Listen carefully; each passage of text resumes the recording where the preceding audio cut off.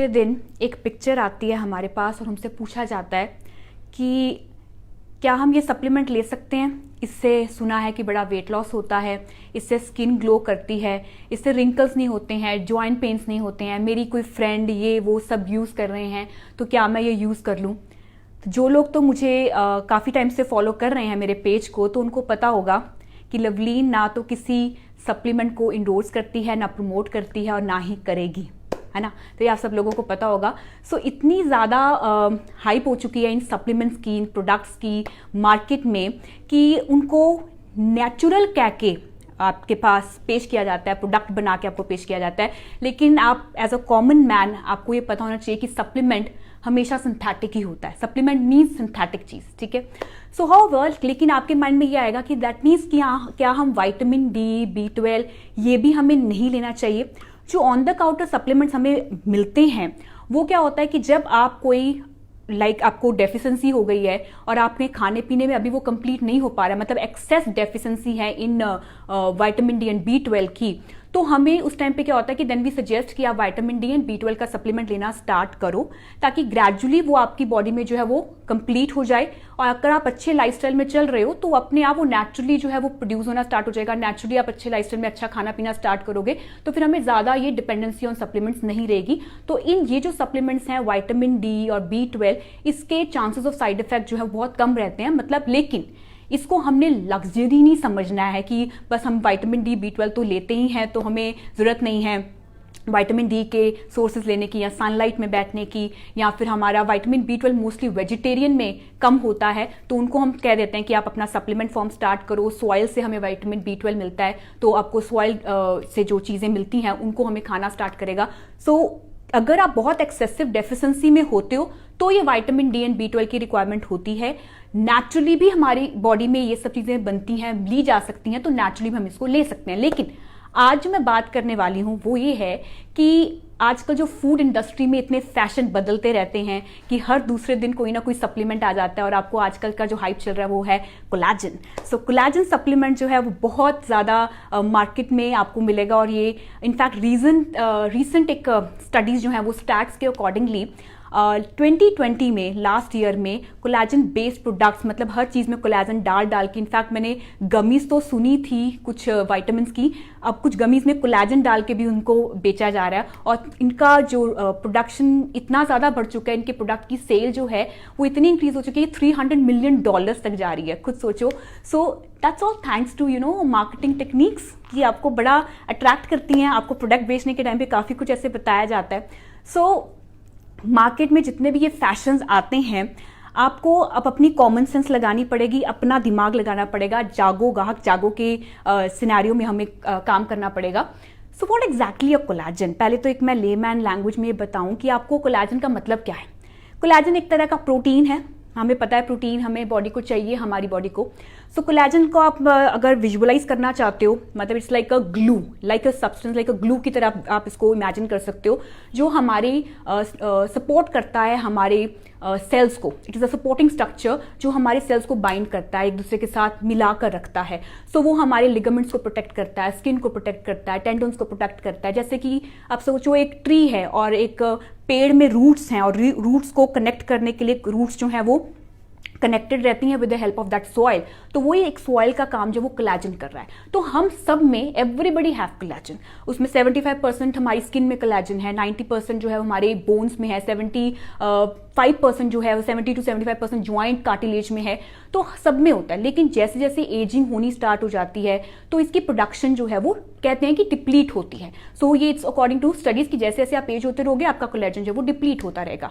अब कोई भी प्रोटीन अब आप लेते हो, वो प्रोटीन कभी भी डायरेक्टली जाके प्रोटीन की तरह अब्सॉर्ब नहीं हो जाता है। प्रोटीन ब्रेक डाउन होता है अमीनो एसिड्स में, बहुत सारे अमीनो एसिड बनते हैं।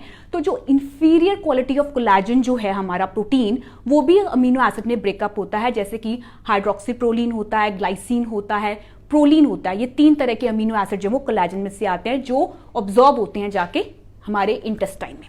तो अब क्वेश्चन ये है भाई कि क्या हमें कोलाजन लेना चाहिए, क्योंकि कोलाजन तो हमारी बॉडी को चाहिए। हम तो नहीं चाहते कि हमें एजिंग आए, हमारी स्किन सैग्ड हो, वी नीड हमारी स्किन अच्छी रहे, हमें रिंकल्स ना हो, हमें जॉइंट पेन्स ना हो।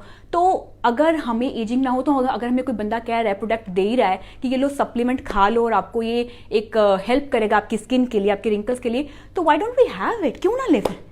तो भैया ये शॉर्टकट है, मैं बताऊं, ठीक है।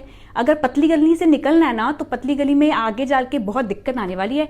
प्रॉब्लम ये है कि अगर आप कोई भी प्रोडक्ट आप लेते हो, तो पहले तो आप ये देखो, उसकी स्टडीज देखो कि आप इसकी भी स्टडीज आप देखो कि क्या वो ह्यूमन बॉडी पे हुई हैं, कितनी स्टडीज उसकी ह्यूमन बॉडी पे हुई हैं जो उसके ऊपर काम कर रही हैं। और मोस्टली जो स्टडीज होती भी हैं, मैं सीधा मुंह पे बोल रही हूँ, दैट इंडस्ट्री फंडेड होती हैं। जिस बंदे ने सेल करना होगा ना वो प्रोडक्ट, उसकी फंड करके वो स्टडीज बना के भी आपको दिखा सकता है। So there is no proven evidence, scientific ऐसी कोई स्टडी नहीं है वो जो ये बताए कि जो कोलैजन हमें नेचुरल सोर्सेज से मिलता है, जो मैं आपको बताने वाली हूँ, जो नेचुरल सोर्सेज में से भी हमें कोलैजन मिलता है, या फिर जो हमें सप्लीमेंटेड फॉर्म में आपको कोलैजन दिया जा रहा है, क्या वो डायरेक्टली आपकी स्किन के ऊपर अटैक करता है या ज्वाइंट के ऊपर अटैक करता है, आपके हेयर के लिए हेल्प करता है। प्रोटीन अंदर जाएगा, अमीनो एसिड को ब्रेक करेगा, और जहां प्रोटीन को लगेगा कि मेरी प्रायोरिटी ज्यादा इंपॉर्टेंट है या जहां पे बंदे को प्रोटीन ज्यादा चाहिए, तो ऑब्वियसली वो वहां जाके काम करेगा। और अगर आप सेडेंट्री हो, आपका कोई एक्सरसाइज रूटीन नहीं है, आप नहीं रखते हो एक्सरसाइज रूटीन को, तो वो कोलैजन हो या कोई भी चीज आपकी प्रोटीन आप जो बॉडी में ले रहे हो, वो वहां तक पहुंचेगा ही नहीं। तो आप अपनी बॉडी को वो दे रहे हो, पहुंचाने का तो जरिया तो दे ही नहीं रहे हो। पहुंचाने का जरिया आपका सेडेंट्री मोड से बाहर निकलना पड़ेगा, मतलब हमें शॉर्टकट नहीं लेना पड़ेगा, लॉन्ग कट से ही रास्ता मिलने वाला है। सो एजिंग के चक्कर में, एजिंग को बचाने के चक्कर में कि आपकी बॉडी की इलास्टिसिटी मेंटेन रहे, तो रूट कॉज पहले देखो कि एजिंग हो क्यों रही है, मतलब एजिंग का रीजन क्या है। अब ऑब्वियसली आपकी एज बढ़ेगी तो ageing is a natural process, ठीक है, लेकिन किस तरीके की एजिंग होनी चाहिए, लाइक अ ग्रेसफुल एजिंग किसको कहते हैं। ग्रेसफुल एजिंग का मतलब होता है कि जब हम अपने लाइफस्टाइल में, अगर कोई बंदा बहुत रिफाइंड शुगर खा रहा है, उसका लाइफस्टाइल बड़ा खराब है, अल्कोहल है, स्मोकिंग का इंटेक है, एक्सेस ऑफ पोल्यूशन हमारे आजकल आसपास में है, और हमारा इतना ज़्यादा अनहेल्दी लाइफस्टाइल है, अगर आप बहुत ज़्यादा शुगर खाते हो तो होता क्या है, रिफाइंड शुगर जो है वो बाइंड करती है कोलैजन फाइबर को, और वो फॉर्म करती है glycation which is a end product, और दैट रिजल्ट टू एजिंग। तो why don't we reverse the root cause, कि हम अगर एक्सेस शुगर, रिफाइंड शुगर लें ही ना और लाइफस्टाइल ही करेक्ट कर लें, तो हमें ये इतने पैसे सप्लीमेंट में लगाने की जरूरत क्या है भैया। अपना दिमाग लगाओ कि अगर प्रॉब्लम जहां से हो रही थी, रूट कॉज को वहीं पकड़ लो। शुगर और कंटेंट जो रिफाइंड शुगर्स हम ले रहे हैं या रिफाइंड कार्ब्स खा रहे हैं, उसको अगर हम बंद करें, लाइफस्टाइल करेक्ट करेंगे, तो प्रॉब्लम वहां से रिजॉल्व होना स्टार्ट हो जाएगा। और कोलेजन जो है वो हमारी बॉडी में नेचुरली ही डेवलप होता है। अब इसको ऑब्जॉर्व करने का ये है कि you need to include muscle training also, क्योंकि हर एज में मसल ट्रेनिंग की रिक्वायरमेंट होती है। हर एज में चाहिए नहीं है कि बंदा अब ये लाइक बहुत एज हो चुका है, 50-60 साल का है, तो उसको मसल स्ट्रेंथनिंग की जरूरत नहीं है। उसको भी मसल स्ट्रेंथनिंग की जरूरत है, उसको करने की जरूरत है, ताकि वो स्ट्रेंथनिंग मेंटेन कर सके, अपनी बॉडी में इलास्टिसिटी मेंटेन कर सके। तो एक्सरसाइज क्या करती है, एक्सरसाइज हेल्प करती है हमारी बॉडी में वो अमीनो एसिड को लिगामेंट तक पहुंचाने के लिए। सो कौन से सोर्सेज हैं जहां से हमें कोलेजन जो है वो मिल सकता है, तो अगर हमें इतने पैसे वेस्ट करने की जरूरत नहीं है हमें। सो नॉन वेजिटेरियन जो होंगे उनके लिए तो बहुत ईजी ऑप्शंस होते हैं, क्योंकि उनको फिश में से, सी फूड में से, बॉन ब्रॉथ, खरोड़े जिसे हम कहते हैं, वहां से, एग्स में से मिलेगा। वेजिटेरियन घबराओ मत कि हमें तो मिलता ही नहीं जी, मैं भी वेजिटेरियन हूं, तो ये नहीं है कि कोलेजन हमारी बॉडी में नहीं है या नहीं बन सकता है। बहुत सारे वेजिटेरियन अमीनोस, क्योंकि प्रोटीन हमारा अमीनो एसिड्स में ब्रेक डाउन होता है, तो अमीनो एसिड के सोर्सेस हमें कहां से मिलेंगे, बीन्स में से, पीज में से, sprouts, legumes, pulses, dairy product, और साथ ही साथ में इसका सपोर्टिव न्यूट्रिएंट होना बहुत जरूरी है। नॉट ओनली कि हमने सिर्फ प्रोटीन खाया, माइक्रो न्यूट्रिएंट, सपोर्टिव न्यूट्रिएंट होना बहुत जरूरी है, जो हमारी प्रोडक्शन ऑफ कोलेजन करता है। जैसे कि vitamin C, vitamin C antioxidant का काम करता है, और एंटीऑक्सीडेंट ही हमारी बॉडी में सेल्स को डैमेज होने से बचाता है। जैसे कि गुआवा, ऑरेंजेस, आंवला, berries, kiwi, lemon, tomato, paper, क्या क्या गिनाऊं। जिंक का भी इंटेक हमें इसमें चाहिए होता है, ताकि इसकी प्रोडक्शन कोलेजन की जो है वो सपोर्ट की जा सके, जिसमें कैश्यूज आ जाते हैं, नट्स आ जाते हैं, सीड्स आ जाते हैं, सल्फर चीजें जैसे कि ब्रोकली आ जाता है, और having the intake of onion है, गार्लिक है। In fact copper is very important to boost the ability to create collagen. तो ये सब न्यूट्रिएंट्स अगर आपकी बॉडी में वेल बैलेंस डाइट में जा रहा है, तो भैया सोचो भैया, सो हमें क्या जरूरत है। सो कोलेजन अगर it might cause you a lot of things. हो सकता है कि अगर आप जो कोलेजन का जो अमीनो एसिड हाइड्रोक्सिल प्रोलीन जो है that can convert into oxalate and leads to kidney stone also. ये क्योंकि शेलफिश से निकल के आता है तो ये हाइपरकैल्सीमिया मतलब कैल्शियम लेवल भी बढ़ा सकता है बॉडी का। और इसमें एक amino acid that is tryptophan नहीं होता है। तो ट्रिप्टोफेन क्यों चाहिए? सेरोटोनिन के लिए, दैट मीन्स स्लीप को इंड्यूस करने के लिए। नींद नहीं आएगी, मूड स्विंग्स होंगे, इरिटेबिलिटी हो जाएगी। और कई लोगों को इससे एलर्जी भी हो सकती है, गट इश्यूज हो सकते हैं, एक्ने का इश्यू हो सकता है, कॉन्स्टिपेशन भी हो सकती है, लॉस ऑफ एपेटाइट भी हो सकता है। इनफैक्ट क्योंकि ये एनिमल से चीजें बनती हैं, बोन्स ऑफ एनिमल से बन रहा है, तो उसमें टॉक्सिटी भी हुआ, मतलब it's a risk of involving certain form of heavy metals and toxins इसमें हो सकते हैं। सो अगर मैं इसको नटशेल में कंक्लूड करूं, अगर आपका सेडेंट्री लाइफस्टाइल है और अगर आप एक्सरसाइज रूटीन भी नहीं रखते हो तो जितने मर्जी आप ये सप्लीमेंट भी ले रहे हो वो भी काम नहीं करने वाले हैं, नंबर 1।